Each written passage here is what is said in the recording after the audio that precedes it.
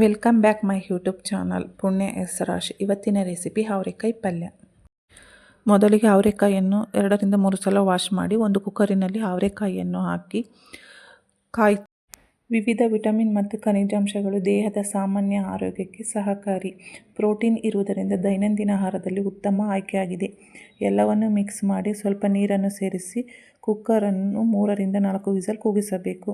ಬೆಂದ ಅವರೆಕಾಯಿಯನ್ನು ಮಿಕ್ಸ್ ಮಾಡಿ 2 spoon sambar powder ಅನ್ನು ಸೇರಿಸಿ ಖಾರದ ಪುಡಿ 1 ಚಮಚ, ರುಚಿಗೆ ತಕ್ಕಷ್ಟು ಉಪ್ಪನ್ನು ಸೇರಿಸಿ.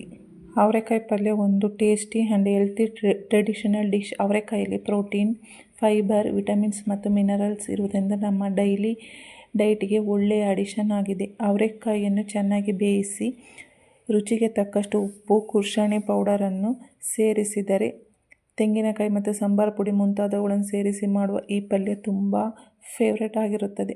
ಅವರೆಕಾಯಲ್ಲಿ ಫೈಬರ್ ಜೀರ್ಣಕ್ರಿಯೆಗೆ ಸಹಾಯ ಮಾಡುತ್ತದೆ. ಒಗ್ಗರಣೆಗೆ ಪಾತ್ರೆಗೆ ಎಣ್ಣೆ, ಜೀರಿಗೆ, ಸಾಸಿವೆ, ಹೆಚ್ಚಿದ ಈರುಳ್ಳಿಯನ್ನು ಸೇರಿಸಿ ಒಗ್ಗರಣೆ ಮಾಡಿಕೊಳ್ಳಬೇಕು. ನಂತರ ಕುಕ್ಕರಿನ ಮಿಶ್ರಣವನ್ನು ಒಗ್ಗರಣೆಯ ಪಾತ್ರೆಗೆ ಮಿಕ್ಸ್ ಮಾಡಿದರೆ ಅವರೆಕಾಯಿ ಪಲ್ಯ ರೆಡಿಯಾಗುತ್ತದೆ. ಚಪಾತಿ, ರಾಗಿ ಮುದ್ದೆ, ಜೋಳದ ರೊಟ್ಟಿ ಅಥವಾ ಅನ್ನದ ಜೊತೆ ಅವರೆಕಾಯಿ ಪಲ್ಯ ತುಂಬ ಸೂಪರ್ ಕಾಂಬಿನೇಷನ್.